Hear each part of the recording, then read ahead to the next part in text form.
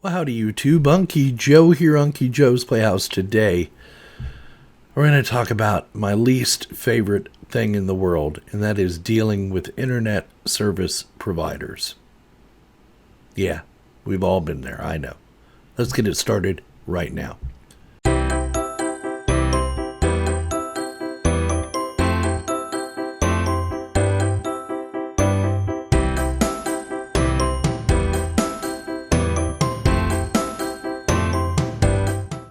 Now, I'm just going to warn you up front, this video is going to be a little long and a little ranty.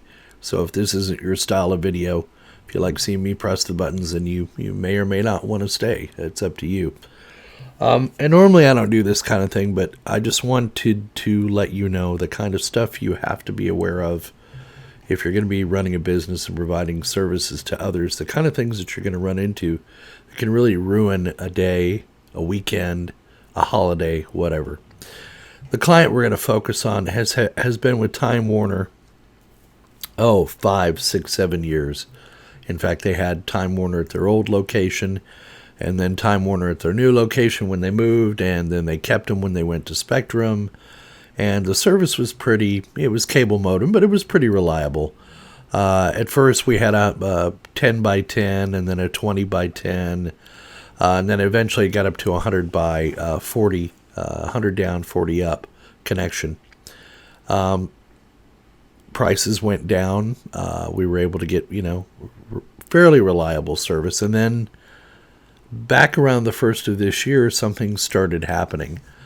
We started getting dropped connections pretty frequently. And then come July of this year, I got a call one morning, and the customer said, "Hey, our phones are down." I managed to VPN into the client and take a look, and sure enough, their phone system, which is free PBX, just stopped registering with the provider. So I thought, well, maybe there's a trouble with the provider. We contacted the provider, which is VoIP.ms. Problem on their end, we determined that. Then I got another call from the client. They said, now we can't access our website. Well, they web host internally, so we knew something had to be going on with the ISP. So we looked around, we checked the firewall, everything looked good. We called the provider, Spectrum. They said, no, there's not a problem on our end. We had them reset the modem. They said, no, we don't see a problem on your end. Phone system still would not register. So I got to thinking, well, maybe we got on somebody's radar and somebody tried to hack our pfSense firewall. Maybe that's where the problem was.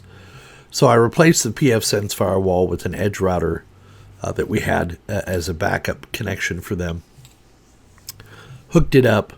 Once I did that, the phone system registered. So I assumed, hey, a problem solved, right? Well, no, it wasn't solved, because this client also had a list of 5 public IPs, and their web server was on one of the secondary IPs, not the primary, and they still couldn't get access in through that second IP. The phone system was working now, but now their web server, which is how they make a lot of their income, was no longer working. Now, I'm not real familiar with the edge router, the Ubiquity edge router, and I always assume that it's me making the mistake instead of somebody else. That way I can just make sure I've got my ducks in a row. There's nothing worse than calling a provider and going, hey, your system's down, and you come to find out you don't have your router configured properly for whatever reason. So being as I don't know the edge router very well, and we were dealing with multiple IP addresses, I contacted Willie Howe at Willie Howe Technology, and we hired Willie to actually come in and make sure we had the edge router configured properly, because at this point the client's going, you're telling me it's not us, you're telling me it's the ISP, we're telling me this, so we want to be able to back up what we're saying to the client. So we hired Willie, and Willie came in and looked at, we did a remote support session. He was gracious enough to put aside some of his time so we could do that. And him and I connected, and we looked at the router, and he says, no, you've got everything configured properly. Everything should be working. We tried some testing, and the primary public IP we were using seemed to be working okay. but any of the additional public IPs were not working, and it was not routing properly. So at that point, we knew we had verified through getting Willie to come in and verify what we were seeing that we had a problem with the ISP. Now, I contacted the ISP the next day after having Willie verify that our settings were correct and asked them, hey, what's the deal? And I finally got a hold of a technician, a level 2 tech, who acted like he might know what he was talking about.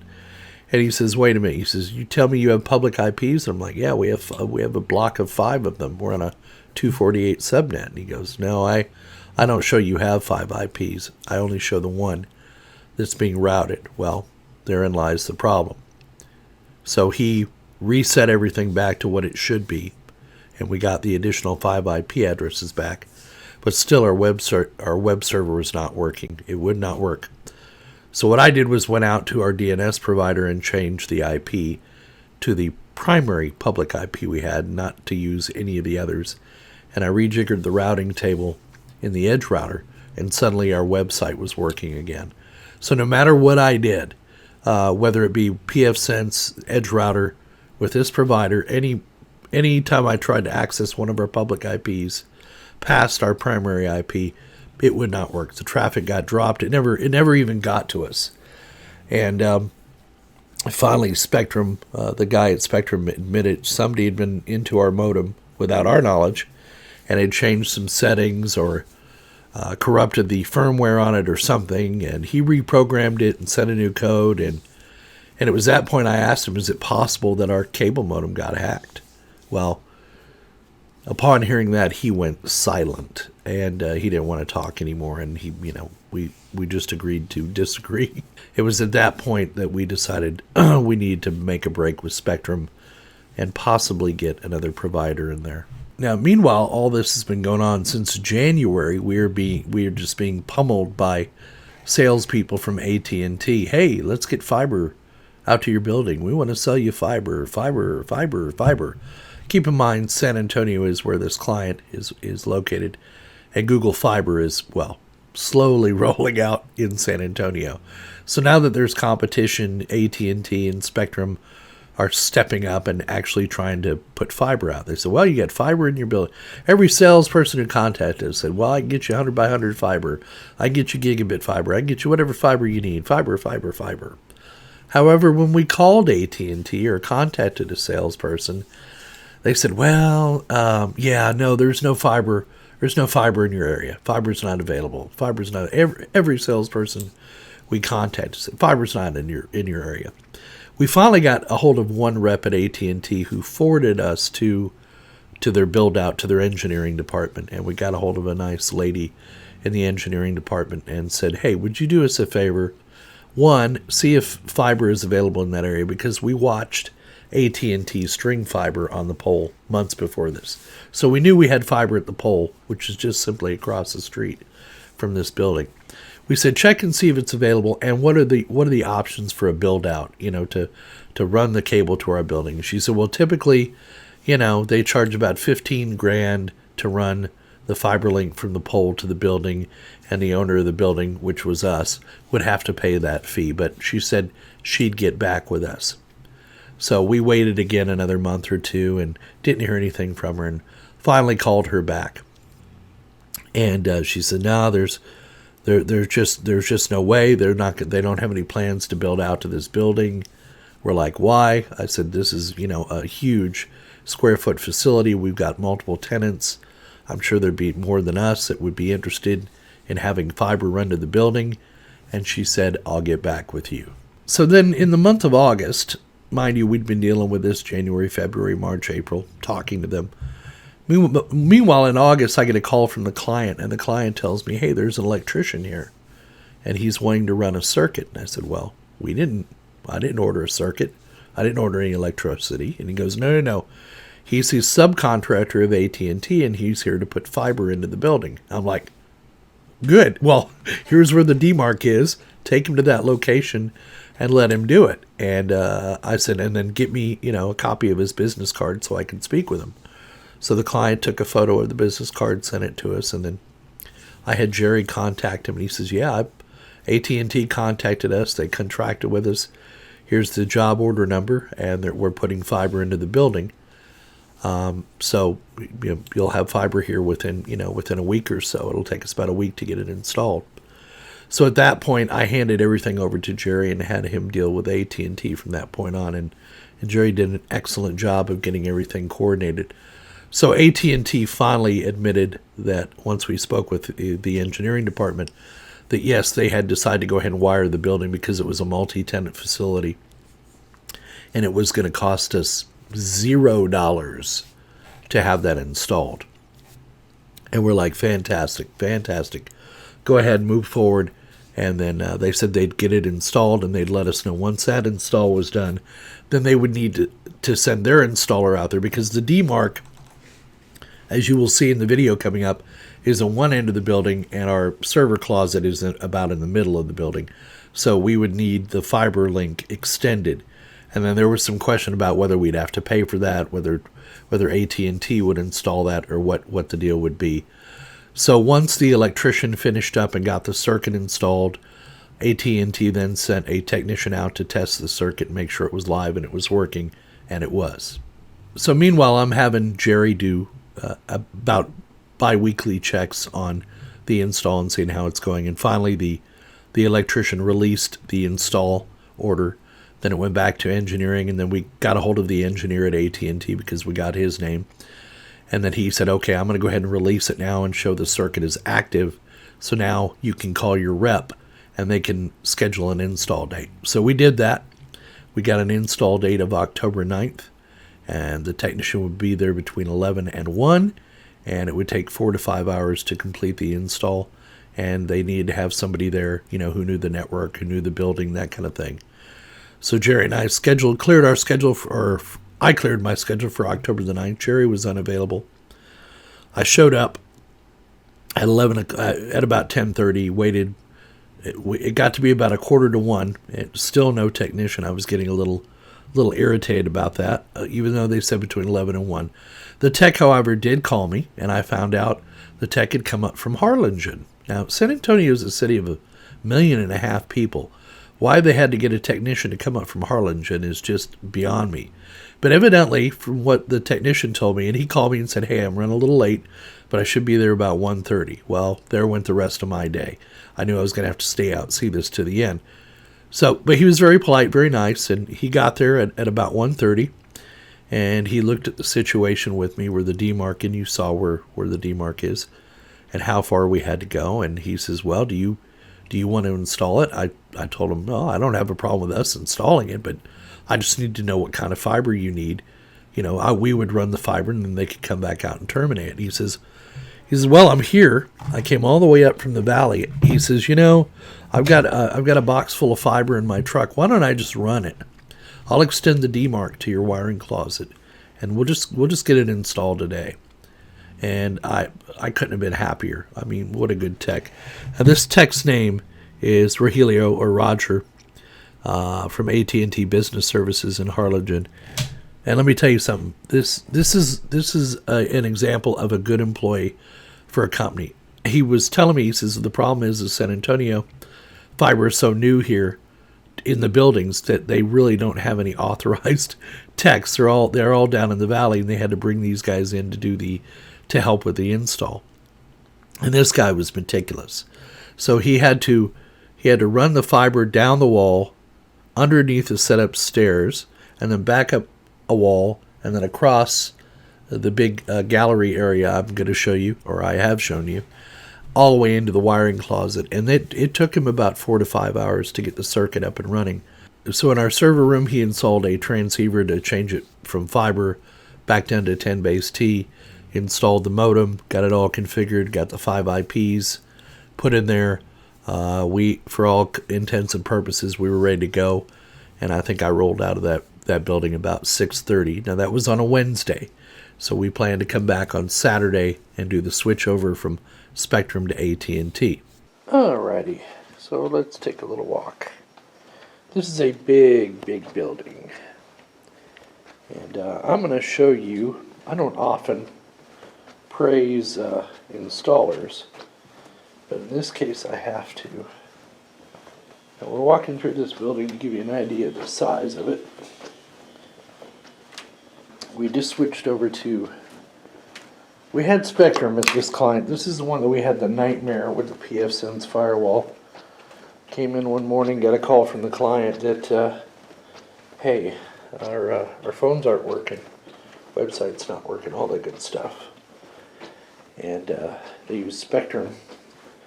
We've now switched them over to AT&T.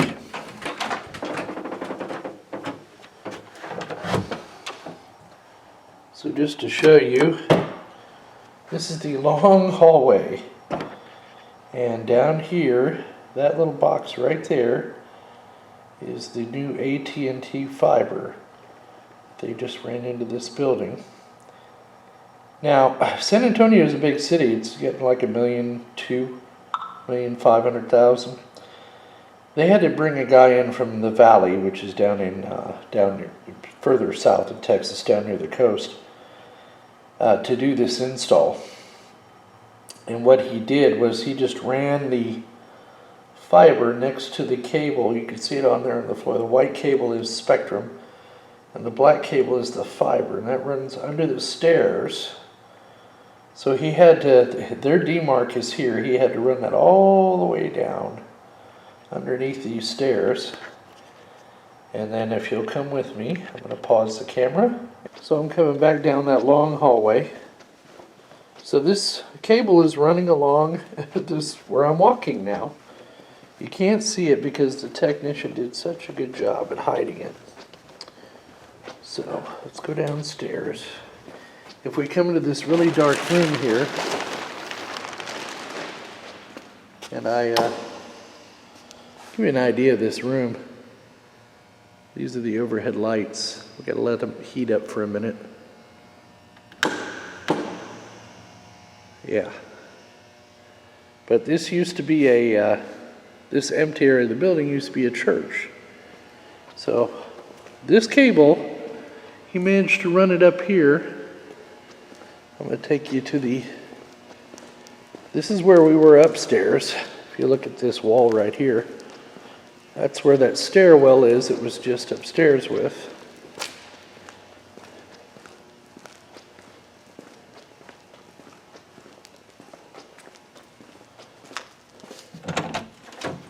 So I'll bring you into this closet. Mind you, the light's not the greatest. So here's the Spectrum line is the white one, and the black one is the fiber that this guy ran. So you had to run it through here, up the wall, and then into the core of the building over here. Let's see if these lights have warmed up yet in here. It takes a while to light this place up. Use of those. This room is huge. There used to be a church in this building, and this was their stage. This was their worship area. So anyway, he had to run that cable all the way up here. He was here about 4 hours just installing that fiber link, extending the demarc. And they could have very easily forced us to pay for that, but this technician didn't mess around. He took care of it. And so it comes through here, goes up, comes through the wall, and then out here, it comes through the drop ceiling there. There's the front door. And over to our server room, which I'll take you to now.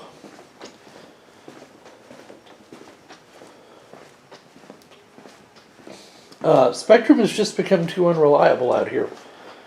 And the client said no more. So here's the, you know, this wiring closet.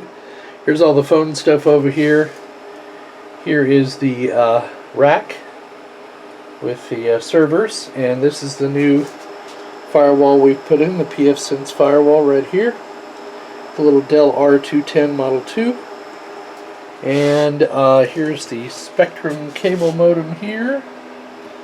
Not there's much to see. And then here's what AT&T put in. So there's their fiber transceiver, changes it over to 10 base T, and then comes into their BGW210. And then this, of course, then goes into our network for fiber internet. And it's 100 by 100.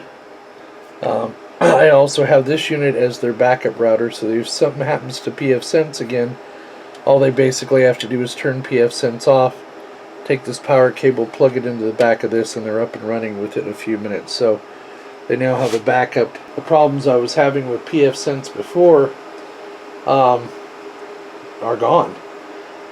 Namely, the phone system would not register. I've rebooted this a couple of times now just to make sure that the PBX server registers every time with VoIP.ms, but that problem seems to be solved. So I showed up on the following Sunday after that Wednesday. We had planned on Saturday, but ran into some issues with another client. So I was there Sunday mid-afternoon or mid-morning, and hooked everything up, got the new pfSense firewall back in, hooked everything up, went to test it.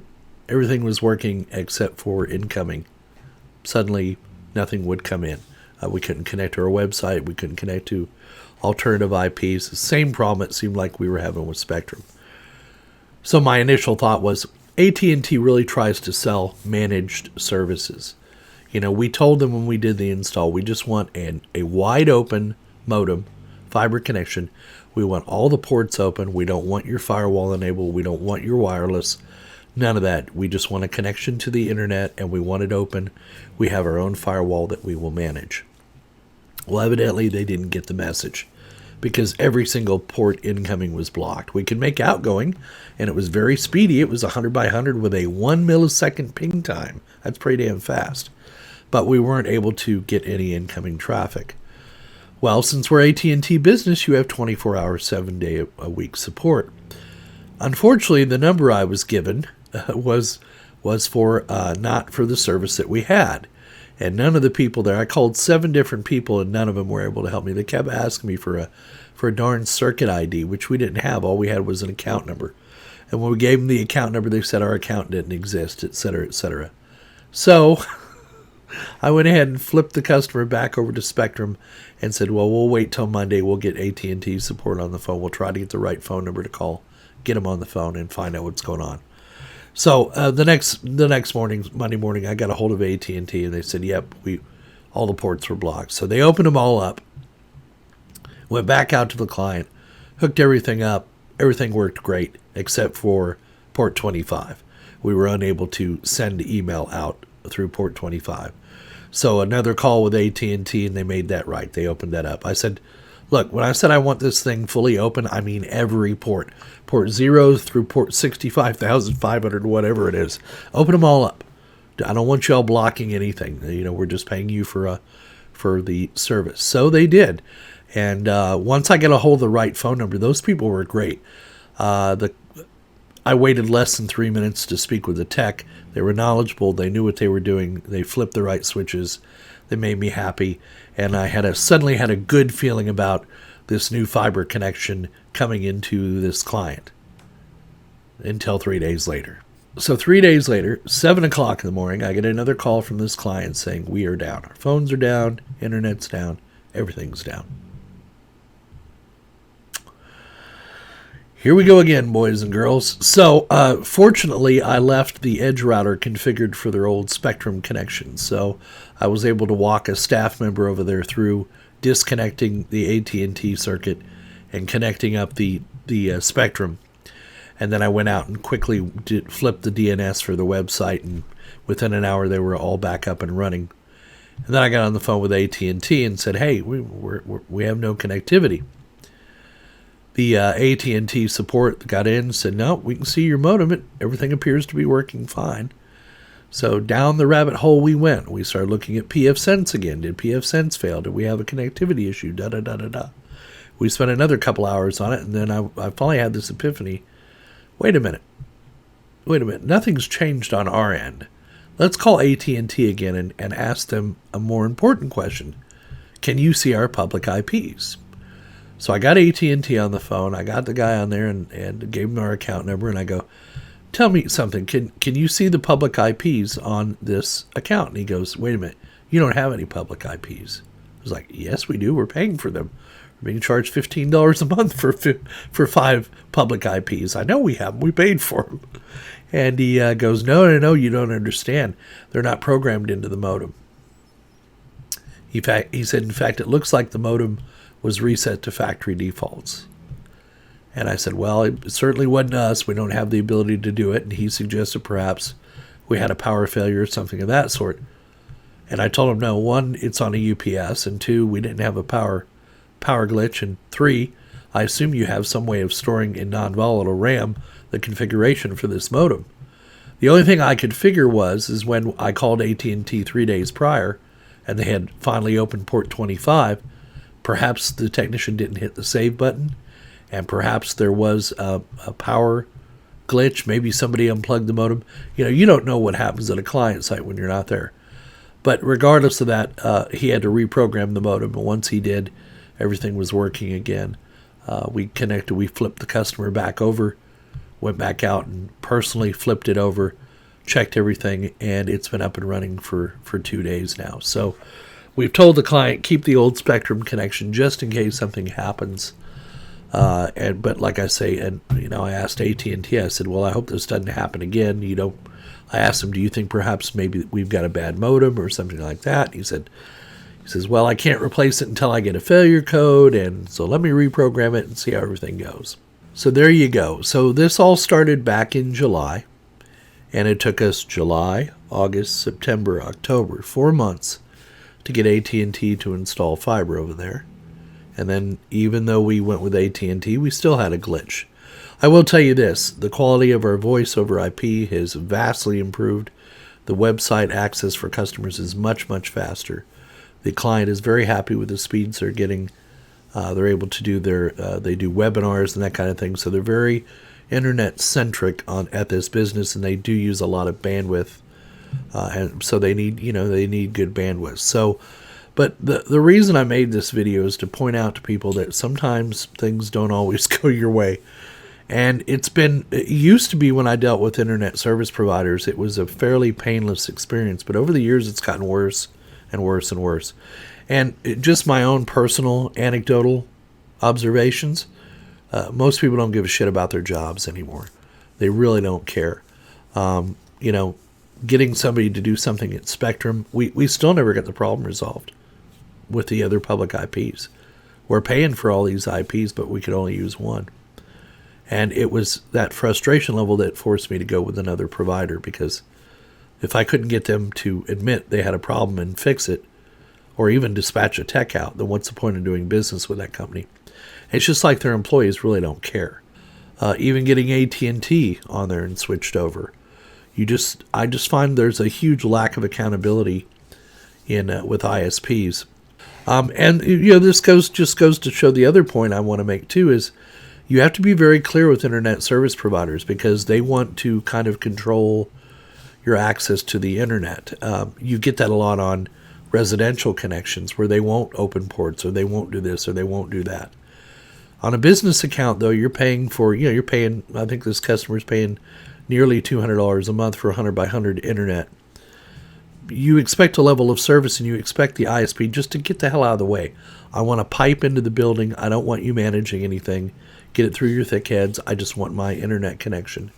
And sometimes that's a little troublesome, as you can see we had with AT&T.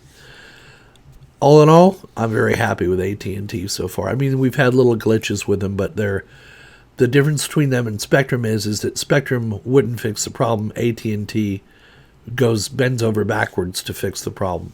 And they admit when a mistake has been made. I like that. People make mistakes all the time. We're human. But the real people that I like to deal with are people that can go, whoop, screwed that one up, but here's what we're going to do to fix it. And that's precisely what AT&T did. So kudos to you, AT&T. So there you go, YouTube. We hope you have found the video entertaining and informative, if not a little bit long. Please give us a thumbs up down below. Leave your comments in the comments section. Donate if you're so inclined. We take PayPal, Patreon, or just watch the ads on YouTube. That helps us. Please, if you're not already a subscriber, just click the subscribe button and that notification bell so you'll be notified when we have new videos come out. We have seen exponential growth in new subscribers, and I appreciate every single one of you. We're going to be doing a video here probably next month where I go out and thank my PayPal and Patreon subscribers. Y'all have been very generous, and I do appreciate it. I've also got a video coming up again on Unraid. We're getting ready to build that unit. I know I promised you some Unraid videos, so we're going to do that. I also have another video coming up about XCP&G and running that under Hyper-V. That ought to be interesting, huh? But anyway, please come back and see us again. We love your comments. We love having y'all come and watch these videos, and we're glad you're enjoying them. And please don't forget that we will see you and all the people around you on the other side.